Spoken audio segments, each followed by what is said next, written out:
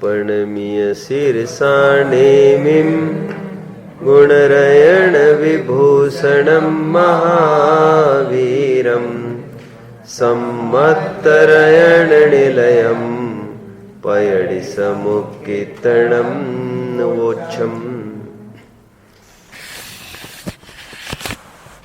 जैन दर्शन की जितनी महिमा की जाए उतनी कम ही है। वस्तु अपने भाव ही का करता है, यह परमार्थ कथन है। पानी गर्मी को प्राप्त हुआ है, वह अपनी उपादानगत योग्यता से प्राप्त हुआ है। बाहर की अग्नि का पानी में किंचित भी स्पर्श नहीं हुआ है। ऐसा होने पर भी जब जब भी अग्नि हटेगी, पानी शीतलता की तरफ बढ़ेगा। लेकिन जब जब भी वह शीतलता की तरफ बढ़ा है, वह भी अपनी उपादानगत योग्यता से ही बढ़ा है। अग्नि का सहज ही पास में आना,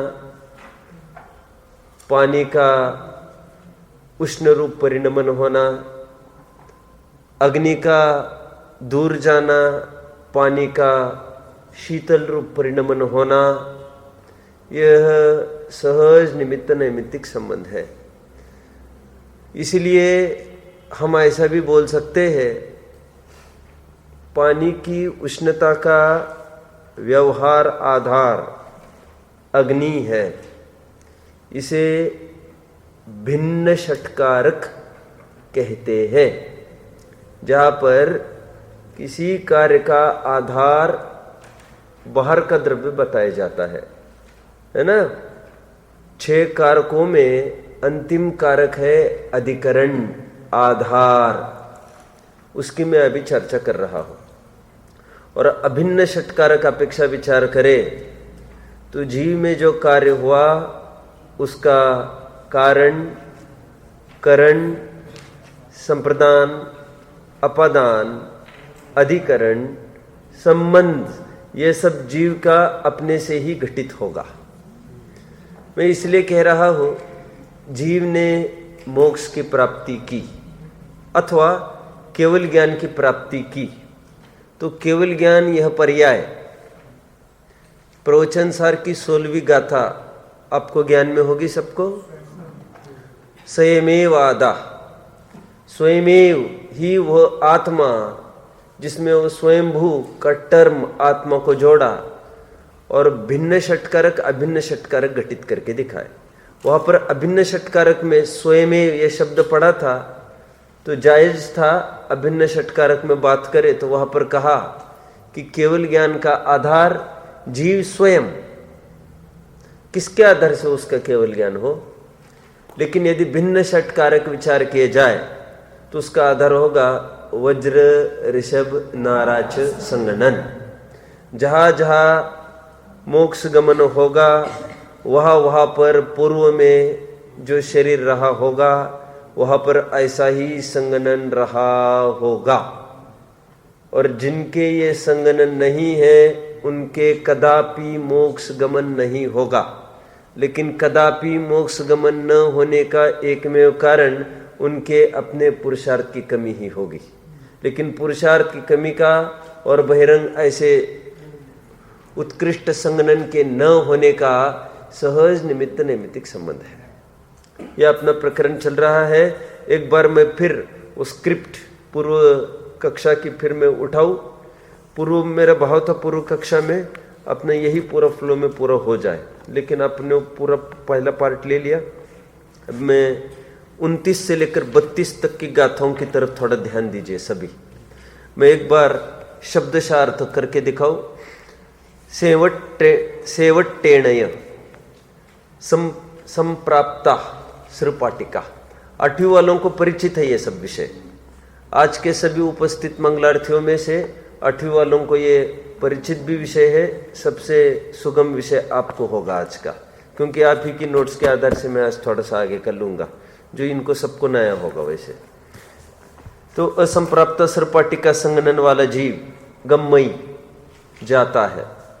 आदि दो, आदि के चौदुसु 4 कप्प जुगलोत्ती, पहले प्रारंभ के चौथे युगल तक वो जीव जाता है। असंप्राप्त सरपाटी का संगनन वाला जीव यदि ऊर्ध्व गमन करता है तो चौथे युगल तक, 8वें स्वर्ग तक, कापिष्ट तक वो गमन करेगा, उसके ऊपर वो गमन नहीं कर सकेगा। फिर हमने ये देखा था तत्तो दो जुगल जुगले, दो जुगल और बढ़ते जाओ कह रहे हैं। खिलिय जो कीलित, कीलक कहता है कोई, कीलित कहे, जो कीलित संस्थान है, कीलित संगनन वाला जीव है, दूसरा संगनन नीचे से गिनती करते हैं यदि तो ये जो दूसरा संगनन है उपांत्य संगनन, ये 12वें स्वर्ग तक जाएगा, 6 युगल तक पहुंचेगा, 4 और 2 6 युगल, 12 स्वर्ग तक जाएगा। और नारायण धोती, इसका अर्थ हमने देखा था नाराचार्ध, अर्धनाराच संगनन वाला जीव और 2 युगल ऊपर चलो, मतलब 8वें युगल तक, मतलब 16वें स्वर्ग तक ऊर्ध्वगमन कर सकता है। भवन त्रिक से लेकर की बात है, कहीं भी गमन कर सकता है, ठीक है। इससे ऊपर गमन नहीं करेगा। ये पहली गाथा हुई थी। फिर हमने देखा था बाकी के 3 संगनन की बात, कौन कौन से रहे? नाराच, वज्र नाराच और वज्र ऋषभ नाराच, इन 3 संगननों की चर्चा। देखिए क्या कहते हैं। 9 गेविज्जा, 9 ग्रेव्यक अणुदिस, नुत्तरवासीसु जानती ते नियमा, ये क्रम से इनका बता दिया इन्होंने, नीचे भी लिखा है। ती दुग एगे, तीसरा, दूसरा और पहला संगनन, ओके। फिर ऐसा कहना पड़ेगा, छठवां, पांचवा और चौथा संगनन की चर्चा पहली गाथा में हुई, तीसरे, दूसरे और पहले संगनन का ऊर्ध्वगमन यहां पर बता दिया। संगनन वाले का मतलब, संगनन का मतलब संगनन वाले जीव का, ठीक है।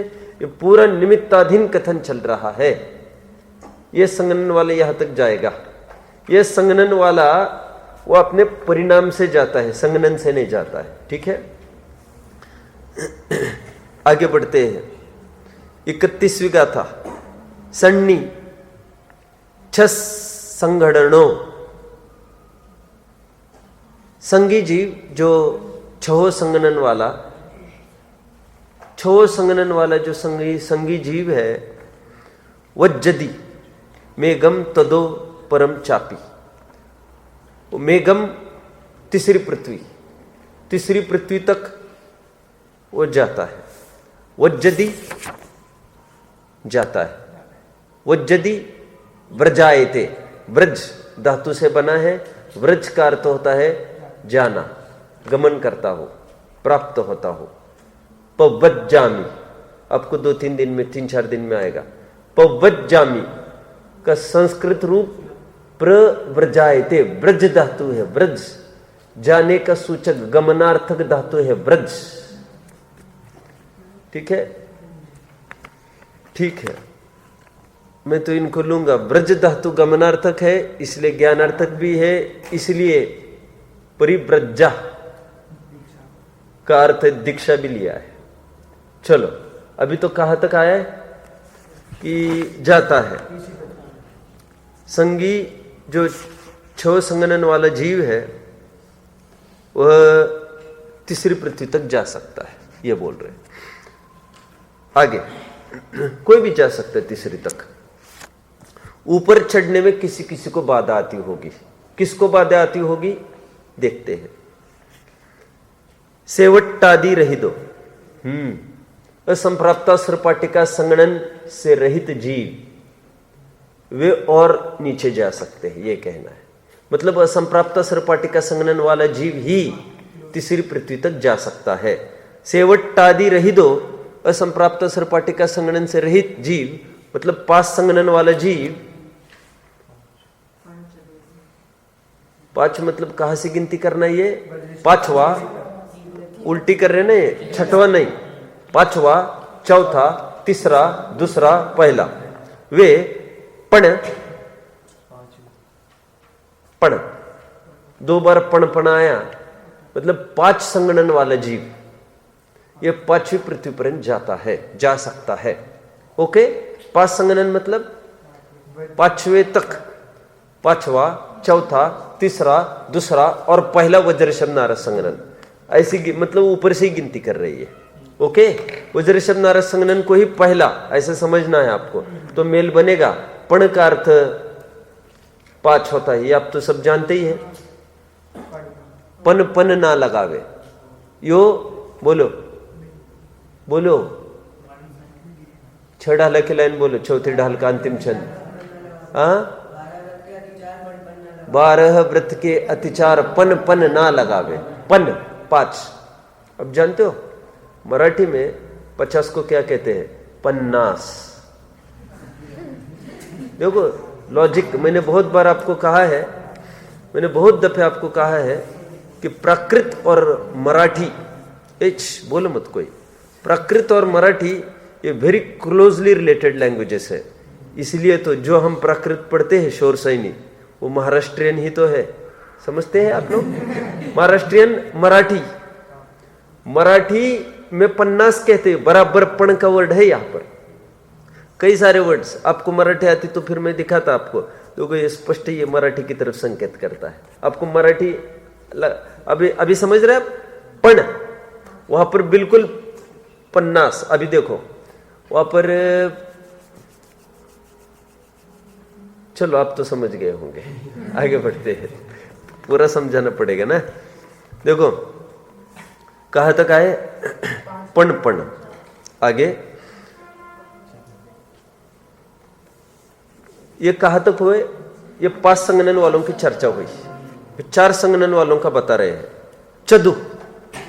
चदुहु 4 संगणन वाला कहां तक जाएगा, एक संगणनो, और 1 संगणन वाला कहां तक जाएगा, आप समझ रहे। और कहा जाएगा ये तो कुछ ही नहीं लिखा, खत्म गाथा।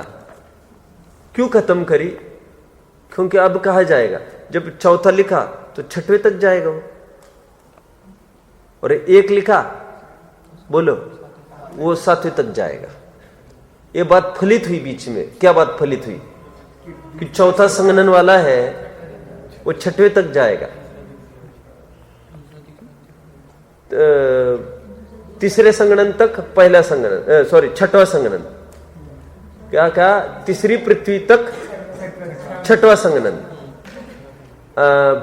5वीं पृथ्वी तक 5वां संगणन, हाँ 6वीं पृथ्वी तक 4था संगणन, और 7वीं पृथ्वी तक 7वीं पृथ्वी तक हाँ पहला संगणन।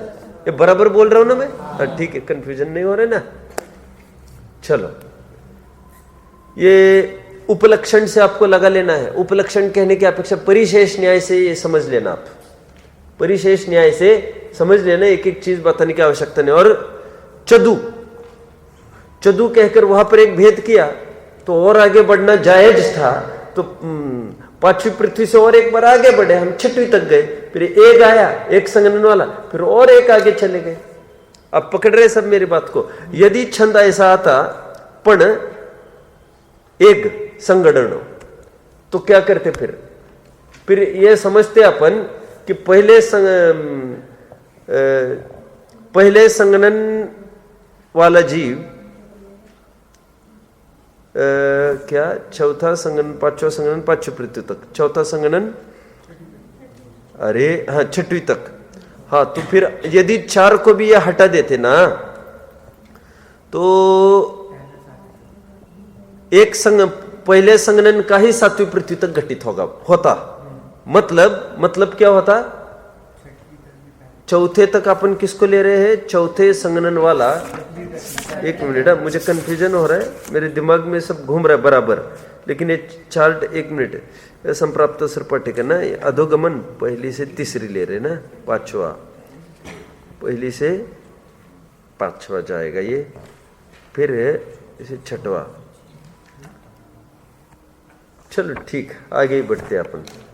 ये समझ में आ रहा है। ये चदु और एक ऐसे 2 टुकड़े किए इन्होंने, उससे बात फलित हुई कि एक ब्रेक बीच में और लेना था। तो वो कहां पर जायज था? 5वीं पृथ्वी, फिर 6वीं और फिर 7वीं, ऐसा। ये गाथा हुई अपनी 31वीं गाथा कंप्लीट। आगे की गाथा देखते हैं। अभी इसमें थीम थोड़ी बदलेगी, क्योंकि ऊर्ध्वाधोगमन की चर्चा कंप्लीट हो गई। ऊर्ध्वगमन की चर्चा पहले 2 छंदों में की और अधोगमन की चर्चा 3रे गाथा में की। अभी 4थी गाथा में हटकर कुछ विषय वस्तु चलेगी। हटकर मतलब गमन की चर्चा वैसे नहीं है सीधी, कुछ स्वरूप बता रहे हैं। अंतिम तीय संगणन सुदो पुनः कर्मभूमि महिलाणम, कर्मभूमि महिलाओं के अंतिम तीय संगणनस सुदो पुनः होता है। अंतिम 3 संगणन होते हैं कर्मभूमियों की महिलाओं को। ओके, आगे आदिम तिग संगणनम नत्थिति जिनेहिम निदिट्ठम। सब जिनेहिम निदिट्ठम की ही चर्चा है, कहने की क्या आवश्यकता है। कितने जन समझे? अरे भाई, कर्णनियोग की अपेक्षा ही क्या बता, आदर्शमी वो तथा मति। अरे ये जैसा भगवान ने कहा है वैसा है बस, ठीक है। ये सब केवली शुद्ध केवली भणिदम तो सभी है, चारों अनुयोग खैर, लेकिन कर्णनियोग तो है ही, जैसा भगवान ने कहा वैसा फॉलो करो। तो यहाँ पर कह रहे जिनेहिम निदिट्ठम, ऐसा जिनेन्द्र भगवान ने कहा है। इनके पास एक बात है, इनकी विशेषता, कुछ शब्द कम पढ़ते दिखे तो भगवान ने कहा है। भगवान ने तो कहा ही है पूरा, सभी उन्होंने ही कहा है। जहां जहां अवसर मिले ऐसा नहीं समझना हाँ ये गाथा भगवान ने कही है, ये बाकी क्या मालूम किसने कही है, ऐसा कुछ अर्थ नहीं होता इसका। ना अंत्य दीपक आदि दीपक भी होता है इसका, और बहुत सारी गाथा ऐसे आपको मिलेगी। चलो, द्रव्य नियोग में तो खूब मिलती ही है, सभी अनुयोगों में मिलती रहती है। तो देखिए यहाँ पर महिलाओं की बात इन्होंने महत्वपूर्ण ली है। ये कह रहे कि महिलाओं के कर्मभूमि में पहले 3 संगणन नहीं हो सकते। कितनी महत्वपूर्ण बात लिखी है, वैसे विचार करें। और इसी के साथ जोड़ दिया जिनेहिम निदिट्ठम। ऐसा लगता है जानबूझकर कुछ स्पेस छोड़ दी स्पेशली लिखने के लिए, ऐसा भगवान ने कहा है। ये कोई भर्ती की समस्या उनके पास हुई होगी तो रिक्रूटमेंट किसी न किसी को भर्ती कर दो, ऐसा नहीं हुआ होगा। क्योंकि आम और ज्वलंत प्रश्न है ये कि महिलाओं की मुक्ति होती है कि नहीं होती है। तो ये श्वेतांबर भाई स्त्री मुक्ति मानते हैं, तो उनका खंडन यहां पर हो गया। तो भगवान ने कहा है, यहां पर डाल दिया है इन्होंने। अब मैं कुछ विशेष बातें बताऊंगा आपको। आपको चार्ट बनाना और खूब सारा नोट करते जाना है आपको। मैं कुछ बताऊंगा आपको। संगणन के बारे में ही पूरी चर्चा चलेगी। हाँ, देखिए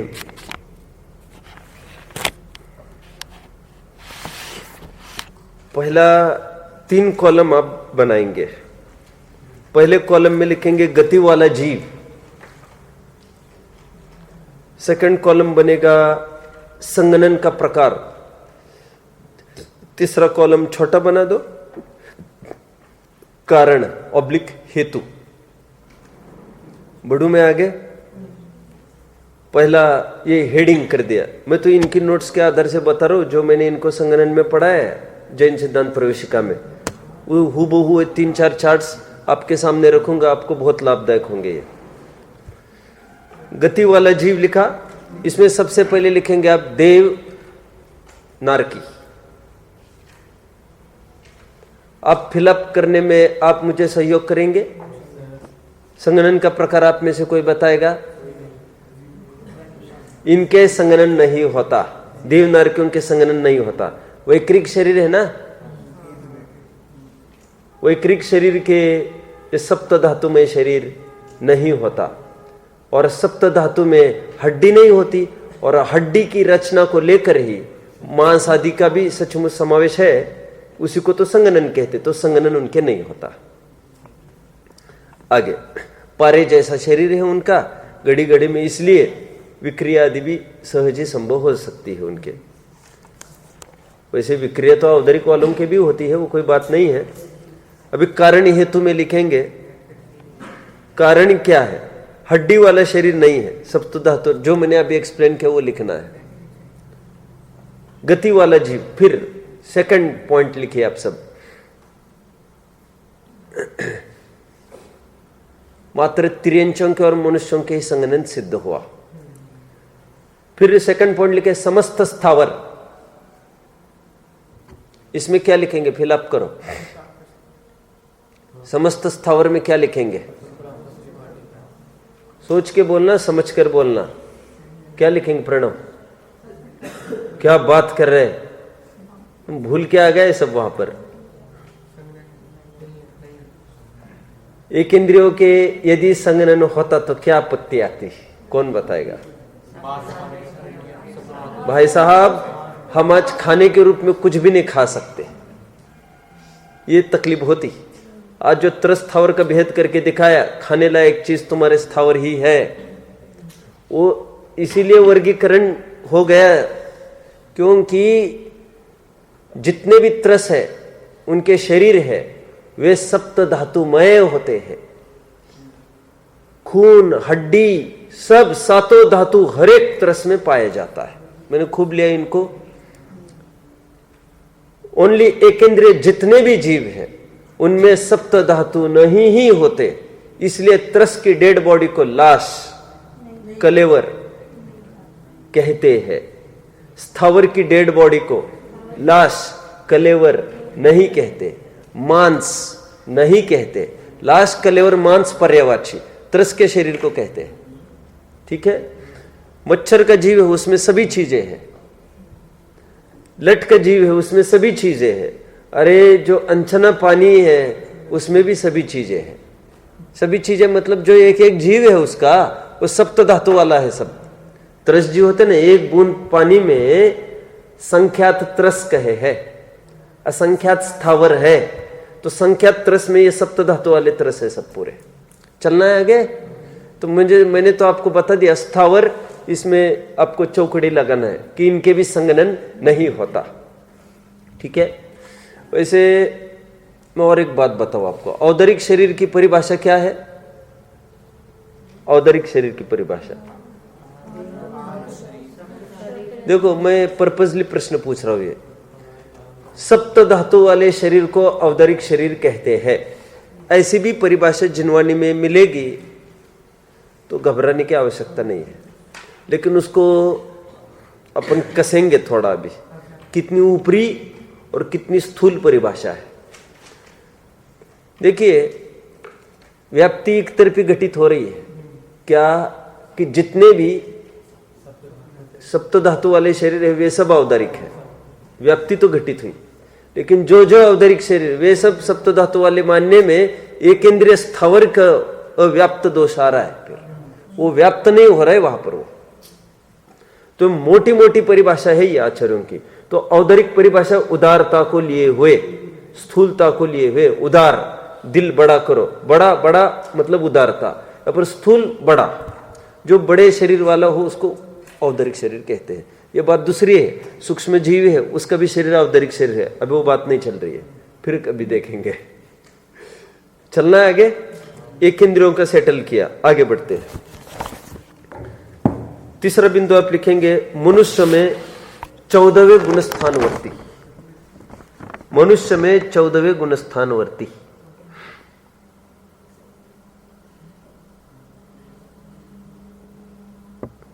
आप में से उत्तर अपेक्षित है वैसे? फिर आप लोग सब फंस गए हैं। यहां पर भी कोई संगनन नहीं होता। हेतु भी आप लिखेंगे आगे। ये देखो, बहुत मेहनत से, बहुत ग्रंथों से इनको पढ़ाए वाला है। आपको एक आध जगह कहीं मिले ये मुमकिन ही नहीं है। सिद्धांत सार प्रदीप ग्रंथ में से काफी सारी चीजें ली है जो यत्र तत्र नहीं पाई जाती, इसलिए सभी नोट करें इसको। हेतु इसका ये लिखेंगे, 13वें गुणस्थान के अंतिम समय तक ही शरीर नाम कर्म का उदय है, संगनन नाम कर्म का उदय है। 14वें में संगनन नहीं होता। संगनन का पूरा स्क्रिप्ट अपन खड़ा करने वाले हैं अभी। कोई प्रश्न है क्या देवेश? आगे बढ़ते हैं। 13वें तक संगनन सिद्ध हुआ मतलब है ना। चौथा बिंदु, 2 इंद्रिय से लेकर असंगी तक के जीवों के क्या होगा? असंप्राप्ता सर्वपाटिका संगनन। जितने भी असंगी तक के जीव है, असंगी मतलब ही असंगी तक के, ज्यादा क्या कहना, और वे तो ऑब्वियसली होंगे तिर्यंच गति के ही असंगी, तो इन सब के असंप्राप्ता सर्वपाटिका संगनन होता है। अब कारण हेतु की कोई बात अभी नहीं चलेगी, अभी वो ब्लॉक कर देंगे तीसरा कॉलम तो भी चलेगा। चौथा बिंदु, कर्म भूमिज संगी 5 इंद्रिय तिर्यंच। क्या लिखेंगे? कर्म भूमिज संगी 5 इंद्रिय तिर्यंच प्लस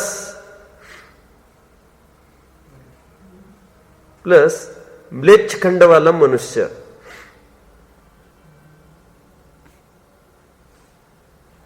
प्लस विद्याधर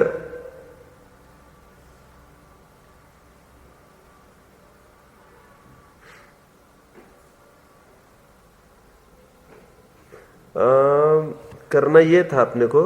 इसमें कर्मभूमि वाला मनुष्य नहीं आ पाए ना, तो कर्मभूमि वाला मनुष्य भी चाहिए यहां पर।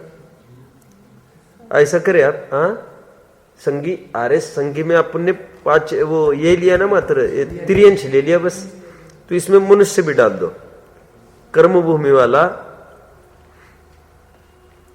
मनुष्य भी डाल दो। मुझे एक पेंसिल देना, किसी के पास होगी? प्लस म्लेच्छ खंड वाले जीव और प्लस विद्याधर, इनके आगे लिखेंगे 6 संगननों में से कोई भी एक हो सकता है। नाना जीव की अपेक्षा लिखते हो तो 6 लिख लो, नहीं तो एक जीव की अपेक्षा कोई भी एक संगनन।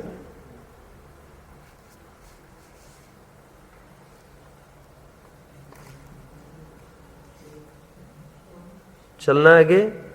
हाँ, क्या बात करें? हाँ, संगी पंचेंद्रिय तिर्यंच है ना, 6 संगननों में से कोई भी होगा संगनन। ठीक है, बोलो। हाँ,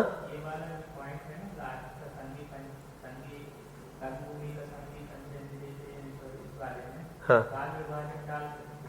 काल विभाजन नहीं, वो अभी मैं अभी आ रहा हूं उसकी तरफ, आपको पकड़ में आएगा। अभी अपन उसको काल की तरफ नहीं डाल के, अभी अपन ऐसा डाल रहे उसको भोग भूमिज, ब्रैकेट में करो, मनुष्य प्लस तिर्यंच, भोग भूमिज मनुष्य प्लस तिर्यंच।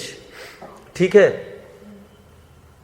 फिर क्योंकि फिर काल में डालते तो फिर और ये कहना पड़ता कि जो स्थायी भोग भूमि हो उनका भी कहना पड़ता, इसलिए अपन काल में नहीं डाला। भोग भूमिज मनुष्य प्लस तिर्यंच, यहां पर आप क्या लिखेंगे? क्या लिखेंगे? बोलो धड़ाधड़, तुम्हारा ध्यान नहीं आज, क्या बात है? पापा जा रहे तो रो रहा है क्या? वज्र शब्द नारस संगनन।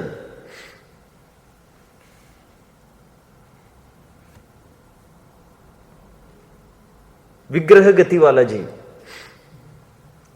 इसको अपन दूसरी जगह एडजस्ट करते, बहुत अच्छा होता है। चलो कोई बात नहीं, विग्रह गति वाला जीव बहुत अच्छा, क्योंकि आपने परिभाषा में पढ़ा होगा, सप्त धातु रहित श्वेत स्फटिक मणि समान पुरुषाकार, एक हाथ प्रमाण, वैसे ही अंगोपांग। ओके, तो ये भी संगनन से रहित। आगे, ओ मैंने क्या बोला था? विग्रह गति, आहरक शरीर लिखना था आपको, मैं आगे का पढ़ा और ये बोला। विग्रह गति भी लिखना है, वैसे विग्रह गति भी लिखना है, लेकिन वो हेतु आहरक जैसा नहीं बनेगा ना उसका। हाँ, मैं पढ़ एक रहा हूं, बोल एक रहा हूं, इसलिए दिक्कत हुई। विग्रह गति वाला जीव, उसके भी संगनन नहीं होता, और आहरक शरीर उनके भी संगनन नहीं होता। तो ये जो मैंने हेतु दिया वो सब आहारक वाला दे रहा था। आगे बढ़ते हैं। लब्ध पर्याप्तक जीव, लब्ध्य पर्याप्तक, जो अपर्याप्तक जीव है उनका असंप्राप्त असरपाटी का संगनन होता है। हाँ, लब्ध्य पर्याप्तक।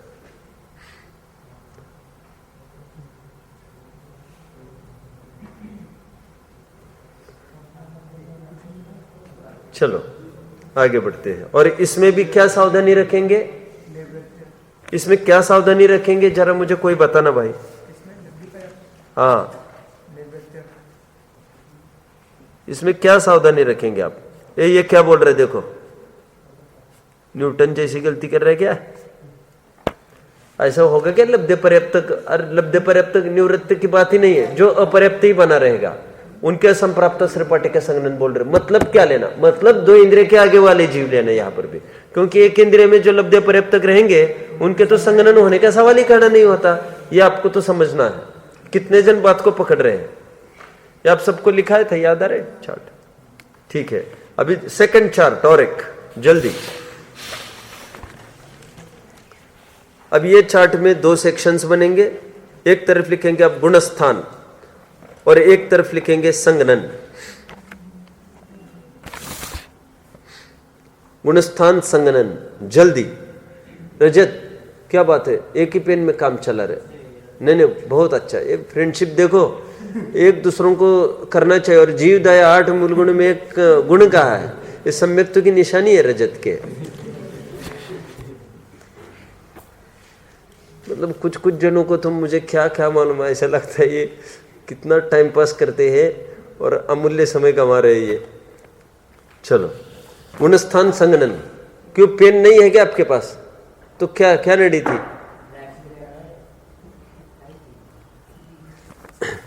देखो, गुणस्थान पहले से लेकर 7 गुणस्थान तक,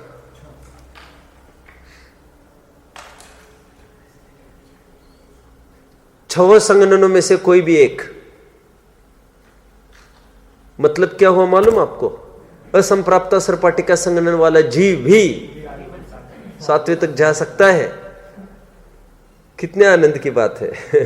मतलब हमको हीन 3 है, अब तो ये भी नहीं पता अपने को कि वीकेस्ट ही होगा, हीनतम होगा, हीनतर भी होगा, हीन भी होगा, तब भी इतना पौरुष अंदर से हो सकता है। मतलब कितनी भी आप आड़ लेके बचना चाहोगे, गुंजाइश 7वें तक तो गुंजाइश नहीं है बचने की कुछ भी। चलो, ये 8वें से 11वें तक संगनन के कॉलम में लिखेंगे। उपशम श्रेणी वाले मुनि के पहले 3 में से कोई भी हो सकता है।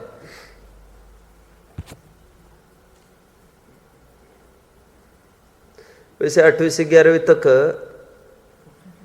उपशम श्रेणी की अपेक्षा मैंने बोला है, अभी आगे और चल रहा हो। नीचे पॉइंट,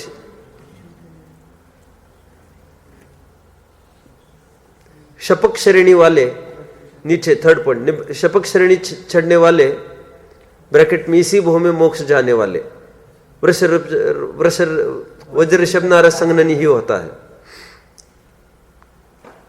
परिहार विशुद्धि संयम वाले मुनि, जो कि 6वें 7वें गुणस्थानवर्ती ही है, लेकिन ऐसा होने पर भी वे उत्तम 3 संगननों में से ही कोई होंगे। हर कोई संगनन वाला नहीं हो सकेगा। भले गुणस्थान की परिपाटी में लिखा था पुण्य कि 6वें संगनन वाले भी 7वें तक जा सकते, लेकिन परिहार विशुद्धि वाले, चारित्र है ना एक परिहार विशुद्धि वाला, जानते हैं 5 चारित्र में से। नीचे क्षायिक सम्यक दर्शन वाला, आयुष का प्रश्न था कुछ दिन पहले, क्षायिक सम्यक दृष्टि को भी वज्रशम नारद संगनन होगा? तो ये वज्रशम नारद संगनन लिखना है आपको।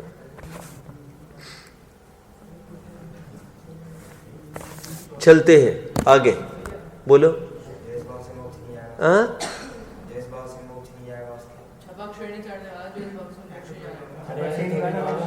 How funny my dear, how funny. Please okay okay, easy. चलो आगे। नहीं, बात फलित हुई ना? क्यों? अरे बाय नेचर ऐसा है, इतना उत्तम पुरुषार्थ नहीं हो सकता। चलिए आगे। अभी अच्छा, अब क्या करेंगे?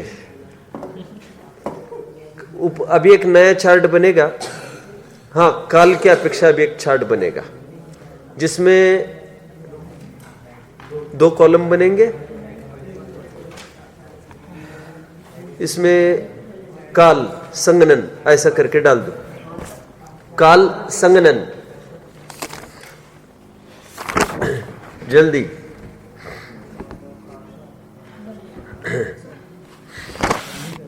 पहले 3 काल,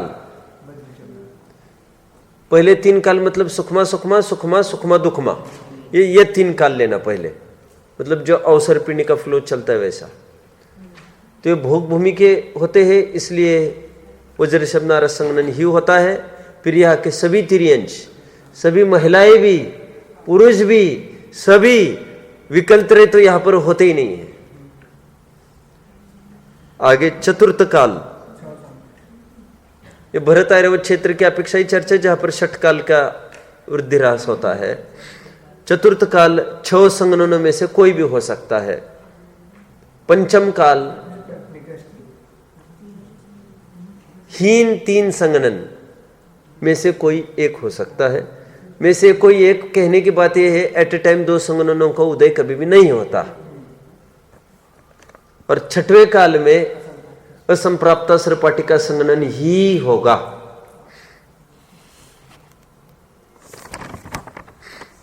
ठीक है,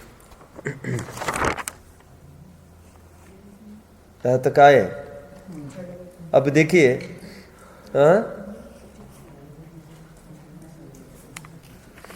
देखो अभी सुनो जरा, अभी जो मुद्दा चलता है उसको थोड़ा खड़ा करता हूं मैं। अभी जिनका ये कहना है कि आज हम पंचम काल में कहां तक जा सकते हैं, नीचे भी और ऊपर भी, तो प्रायः अधिकांश जन ये कहते हैं कि हम तीसरी पृथ्वी तक, तीसरी पृथ्वी नरक और ऊपर 8वें स्वर्ग तक अपन जा सकते हैं, ऐसा प्रचलित है। इवन बेनाडा जी के आप कोई भी पुस्तक पढ़ोगे उसमें उन्होंने बराबर सिद्ध किया ये। अब सिद्धि का आधार उनका अनुमान है, आगम नहीं है। क्या वे लॉजिक ये देते हैं कि अच्छा अपना क्या है वो पहले मैं बता दूं आपको। अपन ये कहते हैं और कहना चाहिए और ऐसा है कि आज का जीव 6वीं पृथ्वी तक नीचे और ऊपर 16वें स्वर्ग तक जा सकता है। तो इसमें अपना तर्क तो इतना सही है, पंचम काल के जीव को 3 संगनन कहे, हीन 3 संगनन। तो उसमें उन लोगों का ये कहना है, उन लोगों को ये गाथा पता नहीं है, ऐसा तो कदापि ही नहीं हो सकता। लेकिन उन लोगों का ये अनुमान है कि आज हमारा, पहले तो एक बात कहते हैं, डॉक्टर्स ने ये सब निश्चित किया है कि सबका ढांचा लगभग एक सरी का ही है, तो सबका एक ही संगनन है, ऐसे तो पहले वे ये बोलते हैं। आज तो फिर वे ये अनुमान करते हैं, वे अनुमान नहीं बोलते हालांकि इसको, कि वे कहते हैं कि आज हमको असंप्राप्त सर्पाटिका संगनन ही है सबको, और हीन अधिकता किसी में नहीं है, ऐसे डॉक्टर्स का कहना है। डॉक्टर्स का कहना है मतलब एक परफेक्ट स्टडी, एक सेटेड है ना, आपको ऑपरेशन सबको वैसा ही करना है, और कहां पर क्या आंख मिच के भी वहां पर ये करेंगे, उसके हड्डी कितने दिन में क्या कवर होगी, वो सब सेटेड है। कितने उम्र का बच्चा और कितना क्या कैसे कवर होगा, उस संगनन के अनुसार उनका कोई दवा नहीं है, कोई थ्योरी नहीं है। कहने की बात यह है, वो मानते हैं कि छठवां संगनन, परंतु हम यह ऐसा कैसे कह सकते हैं छठवां, और जब तक हमारे पास कोई प्रमाण नहीं है इसका, और डॉक्टर कितना पहचानते हैं और क्या पहचानते हैं, अपन इसके आड़ में तो फिर और छल तो नहीं करना चाहते। हालांकि छल का भी अवसर नहीं, क्योंकि सात्विक गुण स्थान तक तो वो भी जा सकता है, लेकिन हम ऊपर से कुछ, किसी का भी संघनन ऊपर से नहीं समझ सकते, नहीं समझ सकते। अरे इवन वज्र ऋषभ नारद संघनन के भी असंख्यात लोक प्रमाण भेद है। कैसे, मैं आपको थोड़ा बताऊं। देखो कि मैंने आपको उदाहरण दिया था, आपको याद आ रहा होगा, 9 नारायण हुए, हर एक नारायण के परिपाटी है कि वो अपना अर्ध चक्रवर्तित्व पर दावा घोषित करने के लिए एक सैंपल टेस्टिंग के रूप में, जैसे यहाँ पर सैंपल टेस्टिंग होता है ना, मिसाइल टेस्टिंग वगैरह होता है, वैसे वो भी अपना कुछ कर्तव्य दिखाने के लिए कोटिशिला उठाता है। तो आपको ज्ञान में होगा, पहले नारायण जो हुए, कौन हुए? त्रिपुष्ट नारायण पहले हुए क्या? कि हाँ, कार्तिक को याद है नो। तो पहले त्रिपुष्ट हुए और अंतिम कौन हुए? कृष्ण। तो पहले ने जो कोटिशिला उठाई वो कैसे उठाई थी? बिल्कुल हाथ ऊपर करके एकदम। फिर दूसरे ने जो उठाई, फिर वो कंधे तक आते आते छाती तक, नाभि तक, घुटने तक, आदि आदि आते आते फिर अंतिम नारायण जो हुए कृष्ण, उन्होंने केवल 4 ही उंगली तक वो उठा पाए उसको। मर गया मर गया मर गया कहकर छोड़ा होगा, ऐसा तो नहीं कह रहा हूं मैं क्या हुआ होगा ये तो बात दूसरी है, लेकिन बात ये तो फलित हुई कि सबकी ताकत, वैसे तो त्रिखंडाधिपति सब माने जाते हैं। अब चक्रवर्ती में मैं कुछ नहीं, हाथ नहीं डालना चाहता, बहुत बड़ा मामला है, बड़े बड़ों के केस में अपन दखलांदाजी नहीं दे सकते, लेकिन यह स्पष्ट प्रत्यक्ष प्रमाण है नारायणों का कि त्रिखंडाधिपति सभी होते हुए भी उनकी ताकत घटती जाती है किसी न किसी अपेक्षा। फिर क्या होता होगा, मैं तो इतना ही कह रहा हूं, वज्र ऋषभ नारद संघनन के भी भेद प्रभेद अवश्य होते होंगे। मुझे तो अभी इतना ही बस सिद्ध करके दिखाना है कि हम तो आज का संघनन हमारा कुछ नहीं कह सकते, उसमें भी कितने भेद पड़ते होंगे, और बाहर से तो शक्ल देखकर तो पहचान ही नहीं सकते। तो हम 3 बताए, 3 मान के चले, उस हिसाब से जिसका जो होगा, असंप्राप्त सर्पाटी का संघनन वाला जो होगा वो जरूर तीसरी पृथ्वी से नीचे और 8वें स्वर्ग से ऊपर नहीं जा पाएगा। दौलत राम जी के चौथी ढाल के अंतिम वे छंद को एक बार फिर याद कर लेवे, यो श्रावक व्रत पाल स्वर्ग सोलम उपजावे। वो कहकर मुझे तो ये रास्ता पूरा दिख रहा है कि 16वें स्वर्ग तक वहां पर आज भी जीव जा सकता है, नहीं तो वे ऐसा काहे के लिए लिखते, फिर कोई मतलब ही नहीं था लिखने का।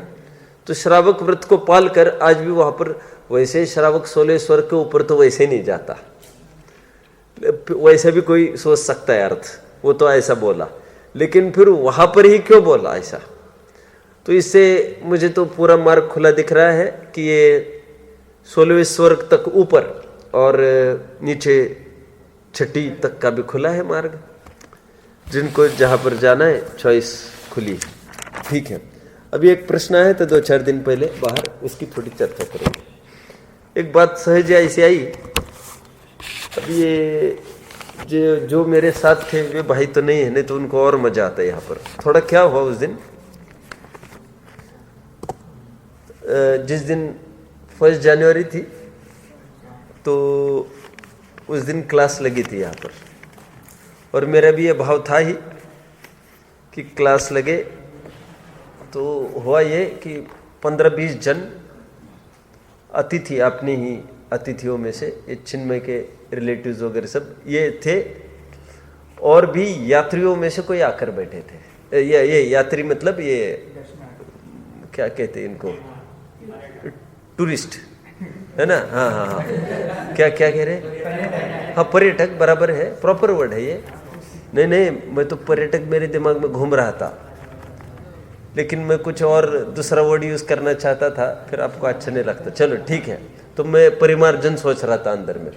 तो देखो, सुनो, तो वे लोग भी आकर बैठे, फिर उन्होंने चर्चा सुनी निमित्तोपादान की चर्चा चल रही थी। तो फिर बाहर चर्चा होने के बाद बाहर फिर वो बहुत आदर सम्मान से बात कर रहा था। बोले गुरुजी तो मुझे आपसे कुछ बात करने। मैंने कहा चलो चलो करो करो।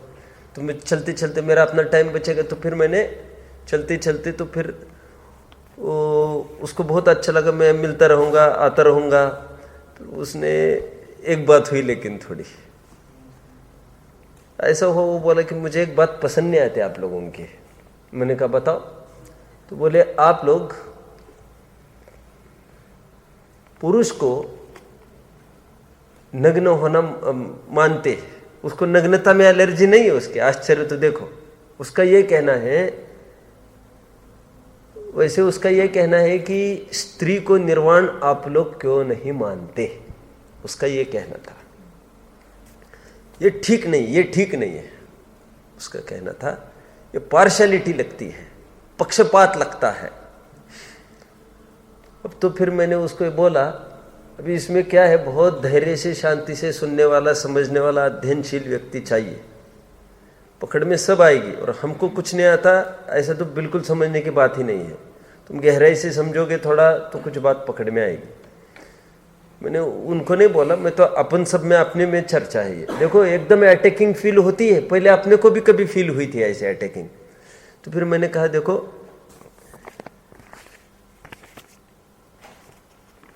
इतिहास में ऐसा ही, मैंने पहले तो एक बोला उनको, देखो स्त्री अबला है बेचारी। अब उसको ये बात पहली चोट में बिल्कुल रिपेल हो गई। रिपेल समझते हो आप? Repel like poles repel each other, repel एकदम धड़ाड़, मतलब बिल्कुल उसको बर्दाश्त नहीं कर पाया उसको अबला। शायद उसकी पत्नी बगल में खड़ी थी इसलिए भी हो सकता है, लेकिन घर में क्या होता होगा भगवान ही जाने। मैं तो ये कह रहा हूँ, वो कहते साहब उसको एकदम बिल्कुल वो बोलना बंद कर दिया उसने। आप आगे बोलो आगे बोलो। मैंने कहा अबला का अर्थ समझते हो? आप आगे बोलो आगे बोलो।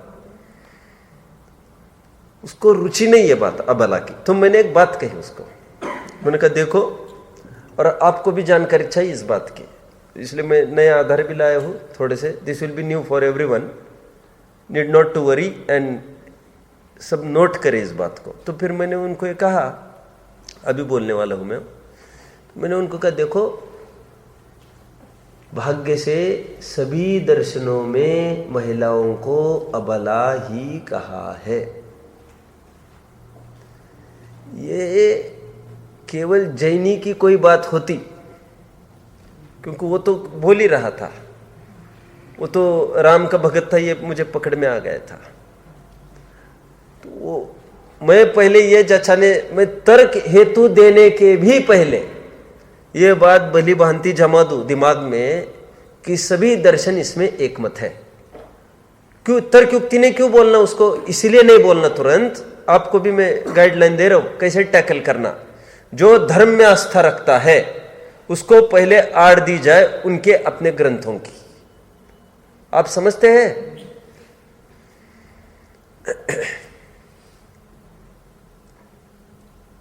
कृष्ण और राम के अकेले के मंदिर दिख सकते हैं, बोलो। सीता का और गोपियों का और राधा का अकेला मंदिर दिखाओ एक हाथ, और उनको पोजीशन मिली है बगल में, उनके बदौलत मिली है। एकदम उसको अटैकिंग हुआ। मैंने कहा क्या आपको तकलीफ हो रही क्या अबला कहने में?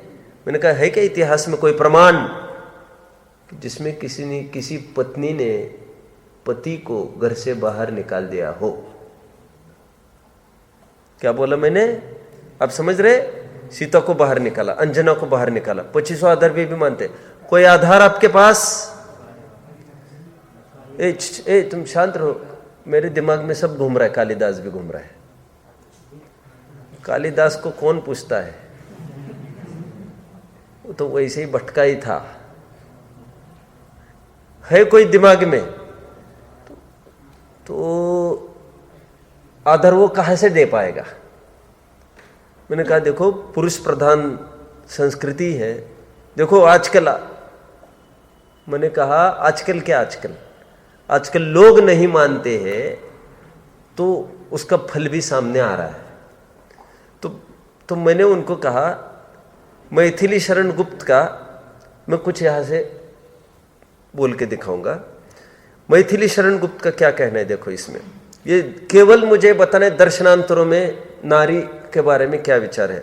नरकृत शास्त्रों के सब बंधन है नारी को ही लेकर, छंद है उनका। नरकृत शास्त्रों में सब बंधन है नारी को ही लेकर, अपने लिए सभी सुविधाएं पहले ही कर बैठे नर।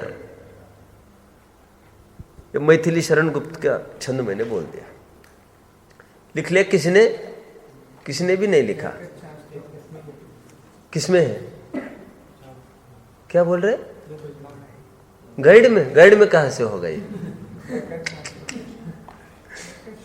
मैं तो सहज कल जो विषय है वो अभी मैं उसको पुटअप करूंगा ना प्रॉपर, इस परिप्रेक्ष्य में मैं घटित करके दिखाने वाला हूं उसको। एक बात ये हुई, नरकृत शास्त्रों के सब बंधन है नारी को ही लेकर। मैं हमेशा उस दिन भी मैंने कभी बोला होगा कि बुरखे की मर्यादा नारियों को है, सिर ढककर आना नारियों को, बिल्कुल ढकना चाहिए पल्ला। और सुनो, पीठ नहीं दिखनी चाहिए, हाथ नहीं दिखना चाहिए, ऐसा नहीं दिखना चाहिए, ये नहीं दिखना चाहिए, बिल्कुल एकदम बंदोबस्त। कि क्या तकलीफ है भाई साहब? हमको विकार हो रहा है तो भाई साहब फिर तुम बुरखा ले लो ना, तुम्हारी तकलीफ है तो। लेकिन आज तक इसको चैलेंज नहीं हो पाया है। महिलाओं को ही मर्यादा में रहना है। मैं तो प्रकृति का अन्याय बता रहा हूं आपको। जिसकी समस्या होती वो उसको वो निपट लेता।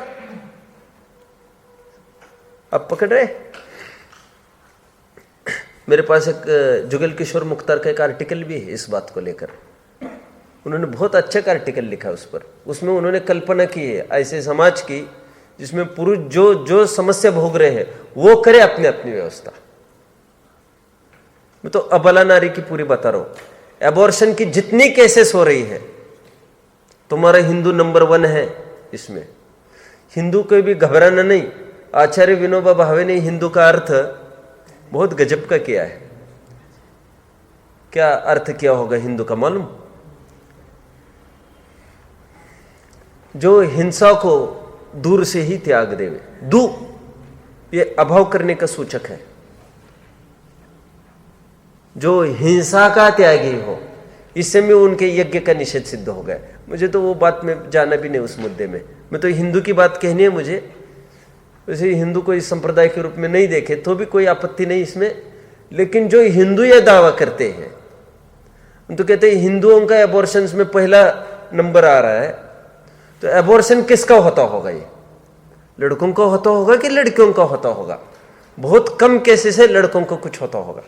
और लड़कों का जहां एबॉर्शन होता होगा, लड़कों का मतलब लड़का होना था जिसको। आदित्य मैं समझता हूं तुम क्या रे, ये कोड लैंग्वेज समझा करो तुम लोग। 8वीं वाले बेचारे बच्चे गुमसुम से बैठे हैं। चलो बाद में गोष्ठी कर लेना तुम लोग, है ना अलीगढ़ वाले? घर की याद आ रही क्या थोड़ी? कैसे कृतज्ञ है।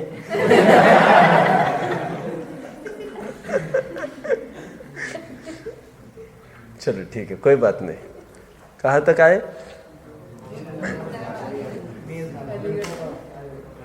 जितने भी लड़के को अबॉर्ट कराते होंगे वो नाजायज ही होगा फिर। और जो जायज होगा पति पत्नी के बीच का,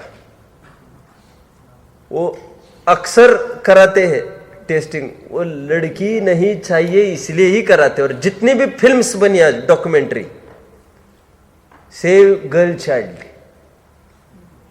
ये अबला की तरफ संकेत है पूरा। अब जो मैदान में तुम उतरना चाहो तो हम कुछ बात, मैंने उसको, आप कल्पना नहीं करेंगे, मैंने उसको कहा बस मैं फिर बोलना बंद कर दिया उसको। फिर उसको कई दफे बोला उसने, मैं आपको मिला करूंगा, ऐसा करूंगा, बात करेंगे, फिर करेंगे, फिर करेंगे। अरे क्या बात करना, क्या बात करना तुमसे? मुझे अभी दिनकर कवि की बात, अबला जीवन हाय तुम्हारी यही कहानी। ये यहां वहां से कलेक्ट किए वाले हैं, ये आप लोगों के लिए है सब। फिर आप मेरी तरफ मत देखो, अबला जीवन हाय तुम्हारी यही कहानी, आंचल से है दूध और आंखों में पानी। रहस्य है ये, कोई श्रृंगार काव्य नहीं चल रहा है ये दिनकर कवि बहुत सात्विक रचना लिखने वाले हैं। इसको समझने की बुद्धि डेवलप करना चाहिए हमको। क्या कहना चाहते हैं मालूम? यहां पर ये तो बात फलित ही हो रही, आंखों में पानी। इतनी भावुक है ये नारी, बात बात में रो पड़े, बात बात में रो पड़े। और आंचल में है दूध मतलब फ्रेल्टी, दाय नेम इज वुमन, करुणा, जिसका स्वरूप ही करुणामयी है और वो कभी भी निर्दय नहीं हो सकती। अभी मैंने एक और इसी का अर्थ खोलू, फिर मैं आऊंगा उस मुद्दे पर। बेचारी को अपना शील बचाते बचाते कैसे निकलना पड़ता है उसको वो जाने। अभी तो इतनी तकलीफ होती है देखकर, कितने बड़े बड़े उम्र की। आज तक ये लगता था अरे ड्रेस कैसे पहनती है, पंजाबी सूट कैसे पहन लेती है मैरिड लेडी। और अभी काफी उम्र हो गई, एकदम स्किन फिट, टी शर्ट और जीन्स। ऐसा लगता है क्या हो गया है ये। मतलब ये देखो, ये दुनिया का भोग्य साधन नहीं है। मतलब मैं तो ये कह रहा हूं, कितना नपुंसक और कायर होगा वो पति जिसको इतनी भी अकल नहीं, आते जाते सब अपनी पत्नी को देखे। एक तरफ वो परंपरा थी कि हम किसी को, अब ये देखो देखो, मैंने एक दिन आपको बताया भी था ऐसा। एक परंपरा जब खड़ी होती है किसी का निषेध करने के लिए, बहुत अति हो जाती है ना किसी चीज की, बुरखा बुरखा, अरे कहां से बुरखा बुरखा लाए, सब अपने परिणाम से होता है, चुप रहो। तो और दूसरी विकृति खड़ी हो जाती फिर, क्या फ्रीडम फ्रीडम, अरे लड़कियों को फ्रीडम तो फ्रीडम, लड़की भी। अब वो फिर चाहे जैसा पहनने लगती है और फिर हिस्ट्री रिपीट्स। मैंने कहा था ना, फिर बुरखे में आ जाएगी, 10-5 और रेप केसेस बनेंगे यहां वहां, फिर ठिकाने आ जाएगी अक्कल, और फिर अगेन। इसलिए कहते ना, एक भी मुस्लिम लड़की पर आज तक बलात्कार नहीं हुआ।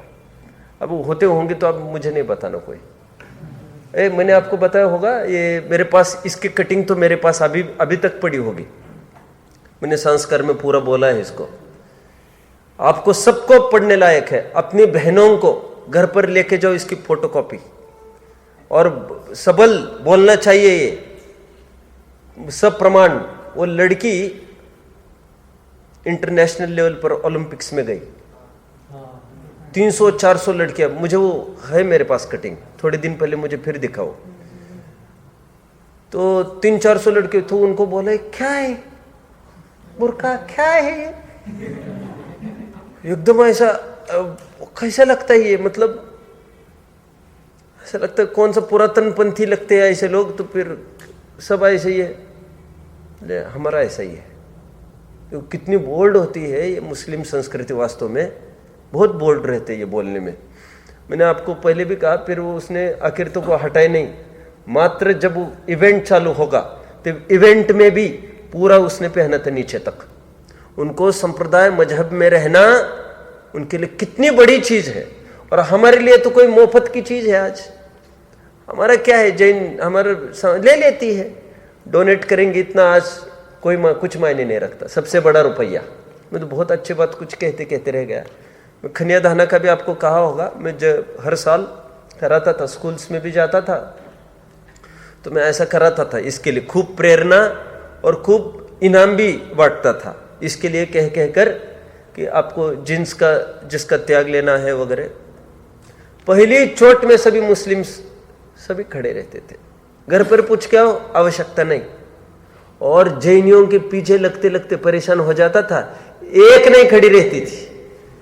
और माँ बाप को तो पूछ के आने फिर तो कल्याणी है, और डर ये लगता था पूछ के ना आए तब तो ले वे। और मुश्किल पड़ जाए फिर कल से पाठशाला बंद हो जाएगी। फिर समझ रहे, बहुत तकलीफ है, किसको सुनाए क्या सुनाए। और पाठशाला में कैसे ये बच्चे आएंगे, सब कैसे पाठशाला में विदाउट यूनिफॉर्म नहीं चलेगा। और विद्वानों के बच्चे कैसे पाठशाला लगेगी, कैसे लगेगी, चाहे जिस घर के कपड़े में लगेगी, उसमें कौन सी बड़ी बात है। और फिर कोई कैसा पहनेगा, कोई कैसे पहनेगा। अरे अरे विद्या है, फिर इनको काय के लिए गला दबा रहे इन लोगों का मुफ्त में, समझ रहे? मतलब कोई भी काम हम हमारे घर से चालू करें। हमेशा एक बात कहता रहो, देखो प्रभावना तब होती है ट्रस्टीज, विद्वान अपने सब बच्चों को, सब पत्नीक बराबर सब गतिविधियों को अटेंड कराए। यहाँ पर डंडे की आवश्यकता नहीं पड़ती। और सुनो, और ऐसा न होगा, हमारा लड़का है, व्यवस्थित है, सब दिन भर खा रहा है, पी रहा है, घूम रहा है, और बराबर स्कूल की पढ़ाई में डटा है, सब माहिर सब में, और बराबर यहाँ पर पता नहीं कौन से पाठशाला में, इतनी पाठशाला लगती है, कोई भी अटेंड कर सकता है, 8वीं 9वीं सब नमोकार मंत्र चालू होने वाला है कल से दोपहर में, सबके लायक सब चल रहा है, कुछ नहीं। कैसे काम चलेगा? प्रभावना कैसे होगी? बहुत तकलीफ है। मैं तुम लोगों के लिए कह रहा हूं, किसी की टीका टिप्पणी की बात नहीं, क्योंकि तुम लोग भविष्य के कर्णधार हो, तुम लोग संस्थापक होंगे, तुम ट्रस्ट खोल सकते हैं, तुम विद्यालय खोल सकते हैं, तुम्हारे ज्ञान में चाहिए ये। तुम लोग घर वाले नहीं जोड़ पाए यदि, तो दुनियादारी का राग कभी नहीं रखना तुम लोग। हमेशा कहते हो, जिसने घर वालों को धर्म में नहीं लगाया, जो एक घर वाले को भी प्रभावित नहीं कर सका, उसका धिक्कार गद्दी पर भी बैठना कठिन है। कठिन, मुश्किल, असंभव इसलिए लगता है, कुछ कमी है ना, हमें कुछ चीज चाहिए थी जिससे प्रभावित हो जाते। घर पर भी होल्ड नहीं चलता, तो समथिंग इज मिसिंग देन। तो मैं तो क्यों कह रहा था, ये स्त्री अबला को लेकर मेरी चर्चा चल रही थी। अभी समय तो अपना अप हो गया है काफी। आज लेट चालू हुआ था क्या वैसे कि नहीं? टाइम पर ही हुआ है वैसे, समय चला गया है। ओम नमः।